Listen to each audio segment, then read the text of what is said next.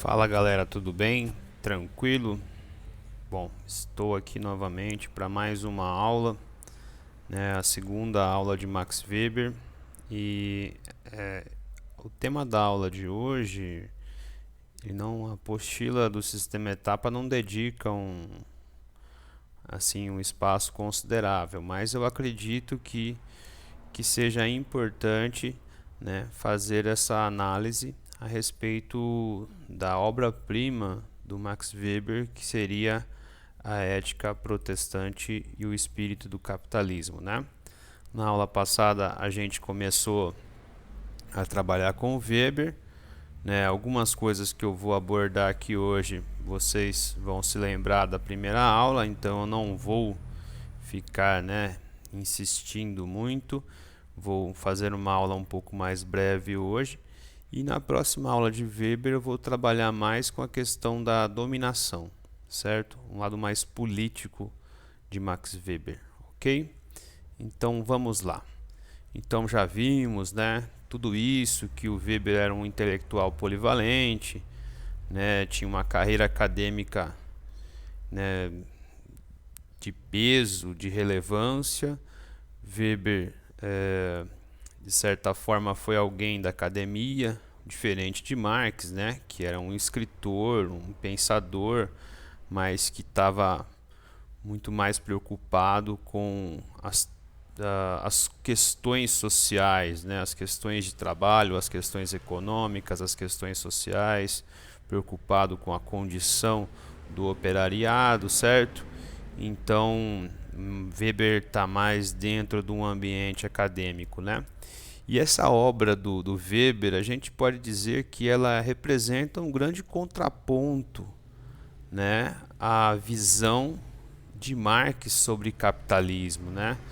Então, a sua grande obra-prima, ela se chama A Ética Protestante e o Espírito do Capitalismo.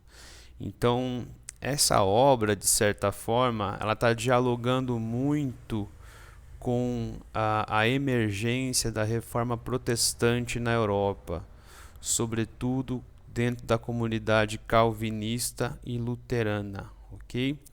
Então vamos tentar dar uma olhadinha, né? Vamos tentar entender um pouco dessa visão weberiana de desenvolvimento histórico. Então, para o Weber, não existe um determinante em especial para a história, né? Então, essa primeira afirmação já faz nos lembrar de quem? De Marx, né?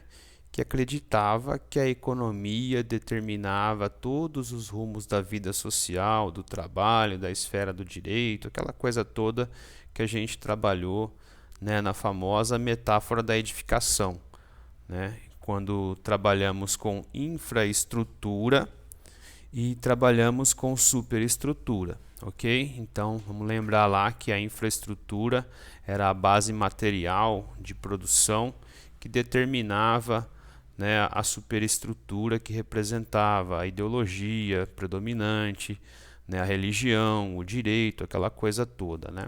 Então, voltando ao Weber, para ele então existem várias esferas, né, dentro da sociedade que vão influenciar no desenvolvimento social, no desenvolvimento histórico, certo? Então, Weber considerava que essas esferas elas eram autônomas. Então, uma não determinava a outra, né? Elas eram como se fosse, a gente chama dentro de uma metodologia científica, né? Elas eram variáveis independentes, certo?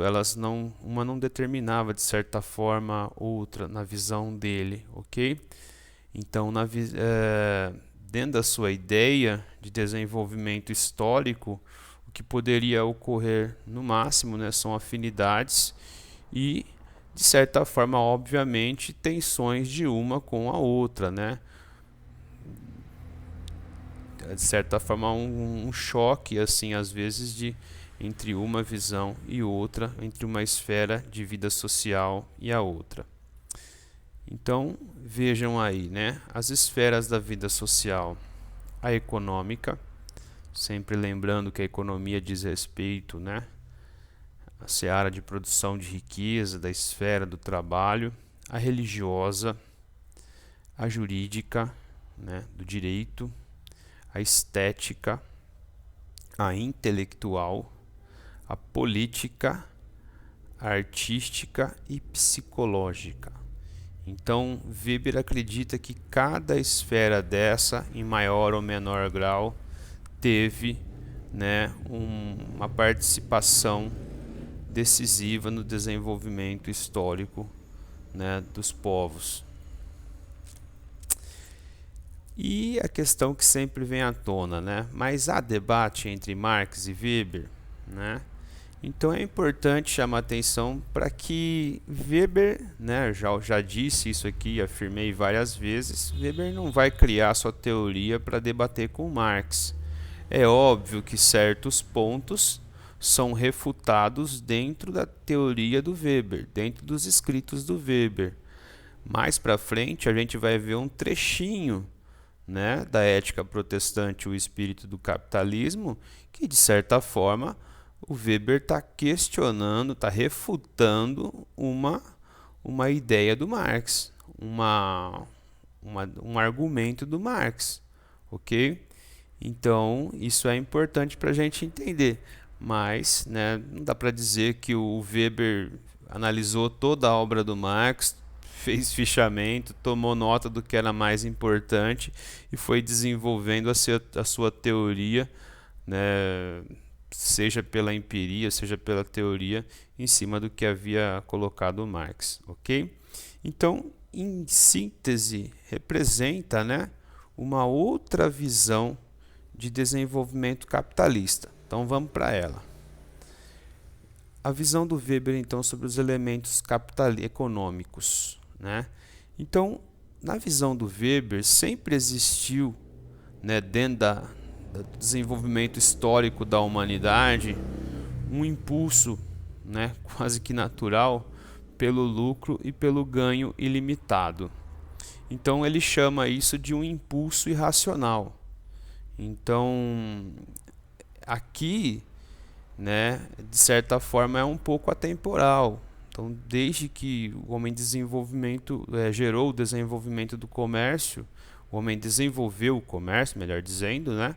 Então, existe esse impulso por conseguir um lucro dentro de uma atividade.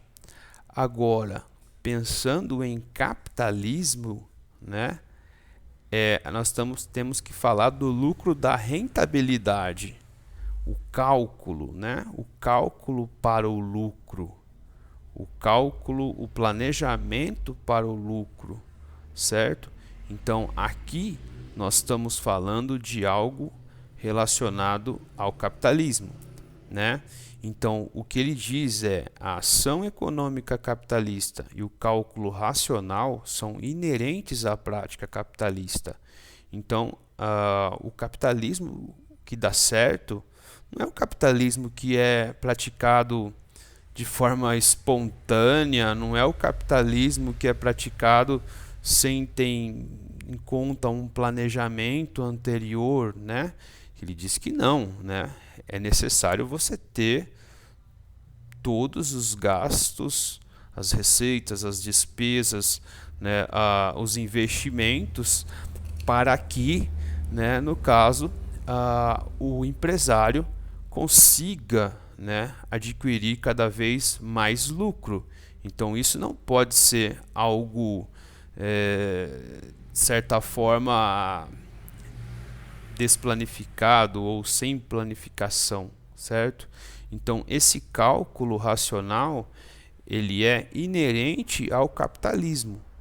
Então Weber é um racionalista, certo?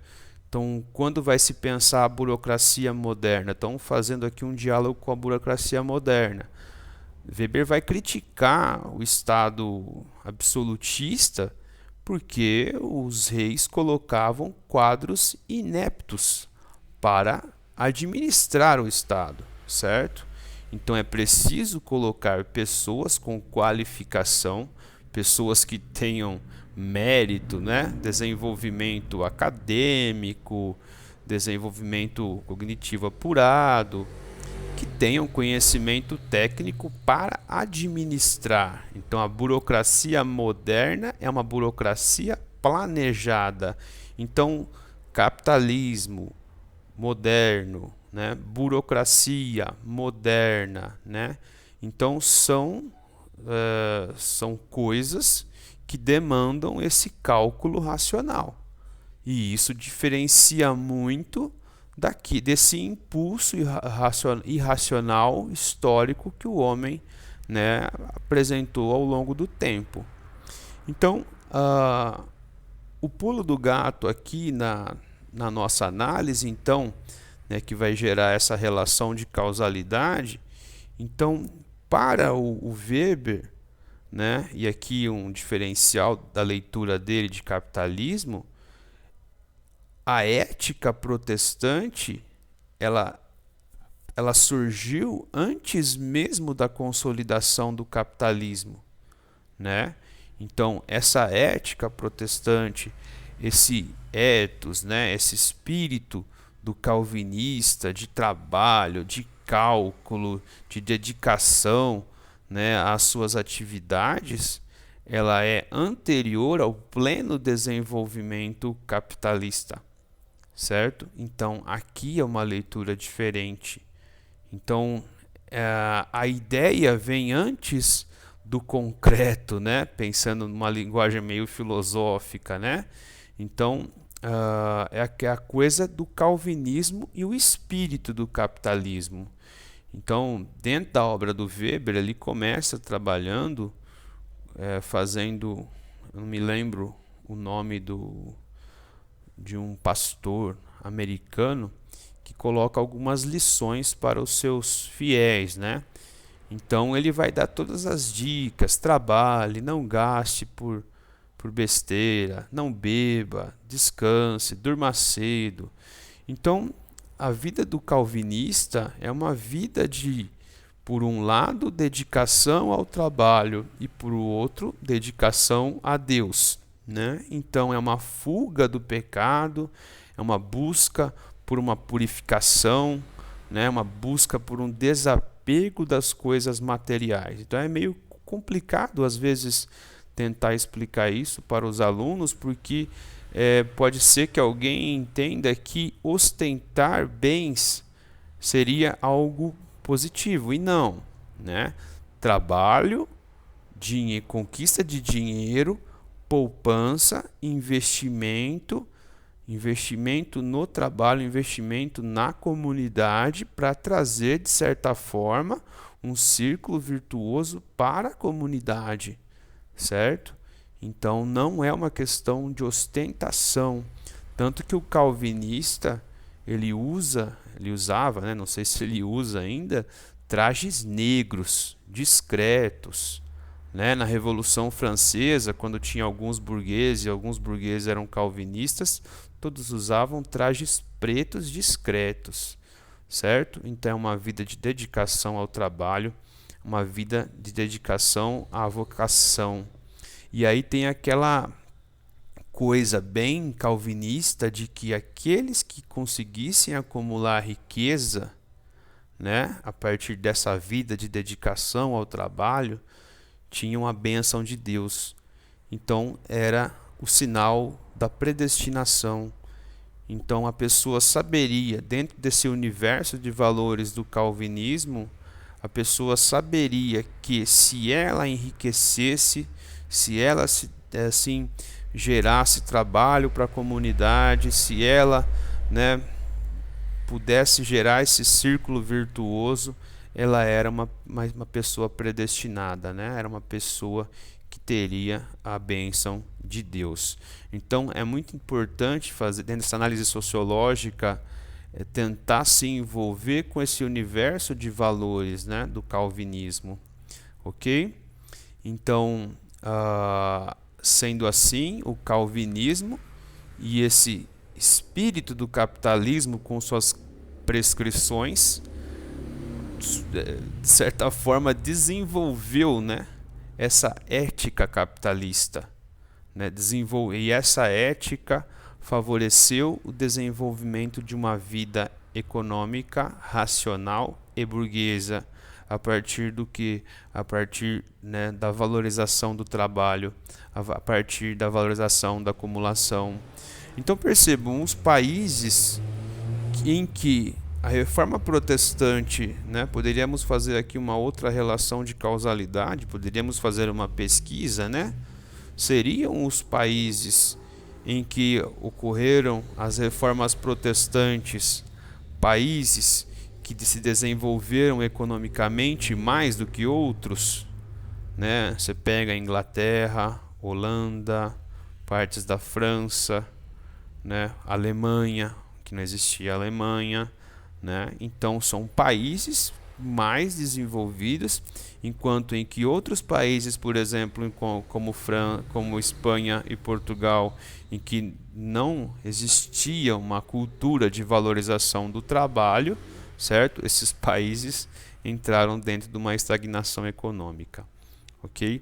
Então é bem interessante fazer essa relação, né, entre aqueles que desenvolveram nas suas revoluções industriais e aqueles que ficaram ultrapassados no tempo, porque, né, não queriam transformar suas estruturas econômicas, como a Espanha, sobretudo, né? Ok? Vamos então aqui para analisar algumas passagens da Ética Protestante e o espírito do capitalismo. Vamos para três análises, três trechos. Primeiramente, né? Esse aqui, de certa forma, tem um pitaco no Marx. À medida que foi estendendo a influência da concepção de vida puritana, e isto é muito mais importante do que o simples fomento da acumulação de capital, ela favoreceu o desenvolvimento de uma vida econômica racional e burguesa, né? Então vejam que ele, né, coloca a concepção de vida puritana, certo? E aí depois ela joga, né, contra a coisa da acumulação primitiva de capital, que o marxismo coloca como primordial para o desenvolvimento do capitalismo, né? Então, de um lado está uma ideia, um espírito, do outro está algo mais materialista, né? Desenvolvimento, acumulação de capital. Vamos por uma segunda. E essa trata da ideia de vocação entre os protestantes, né? A qualificação moral da vida profissional. E a ideia do negócio, né? Interessante isso. O negócio representa a negação do ócio. Voltemos novamente para os países mais católicos, Espanha, boa parte da França, Portugal. A nobreza não queria saber de trabalhar, né? Não valorizava o trabalho, valorizava o ócio, aquela coisa de não fazer nada, né? Como diria o italiano, la dolce arte de far niente, a doce arte de não fazer nada. Aqui não. Aqui, como diz o excerto, uma coisa, antes de mais nada, era absolutamente nova: a valorização do cumprimento do dever nos seios das profissões mundanas, como mais excelso, sublime conteúdo que a autorização moral é capaz de assumir. Então, trabalho, valorização do trabalho, ok? E por último, né, o calvinismo como um regulador da vida social, né, como algo que coloca um freio moral assustador dentro da vida das pessoas, né, que gera uma moral extremamente controladora, né? E aí ele coloca: mas cabe aqui atentar para o que hoje muitas vezes se esquece. A reforma significou não tanto a eliminação da dominação eclesiástica sobre a vida de modo geral, quanto a substituição de sua forma vigente por uma outra, e substituição de uma dominação extremamente cômoda, que na época mal se fazia sentir na prática, quase só formal, por uma regulamentação levada a sério e infinitamente incômoda da conduta de vida como um todo, que penetrava todas as esferas da vida doméstica e pública até os limites do concebível. Então, essa coisa da predestinação, ela é importante. E fazendo um paralelo histórico entre, digamos assim, a reforma protestante e hoje, né? Então, alguns países já não são, vamos imaginar, a Suíça, França, né? O Calvino se instala na Suíça, então depois o calvinismo vai para partes da Escócia, dos Estados Unidos. Importante dizer a seguinte coisa: alguns países já meio que entraram dentro de uma situação em que a religião já não traz tanta influência social. Só que alguns aspectos dessa ética protestante ainda estão presentes. A pressão sobre as pessoas de vencer na vida. Então, né, vamos dar aqui um exemplo. Por que que o índice de suicídio na Suíça é alto? Poxa, é um país rico, um país em que as pessoas têm acesso a quase tudo. Por que cargas d'água, então, né, é um país em que o índice de suicídio é alto? Por conta dessa invasão, né, por conta dessa pressão que a família exerce na vida das pessoas. Você tem que ser um vencedor. É a cultura do winner, que está presente também nos Estados Unidos. Se você não vence, se você não é o melhor, você é um derrotado, você é um loser, certo? Então, talvez seja uma herança dessa ética protestante e do espírito do capitalismo, ok? Então, espero que vocês gostem aí da aula, tá certo? Essa é uma aula que eu já estou gravando para passar mais para frente para os meus segundos anos, meu segundo ano, meu terceiro ano, tá certo? E vai estar disponível no meu canal. Um abraço para vocês e até a próxima.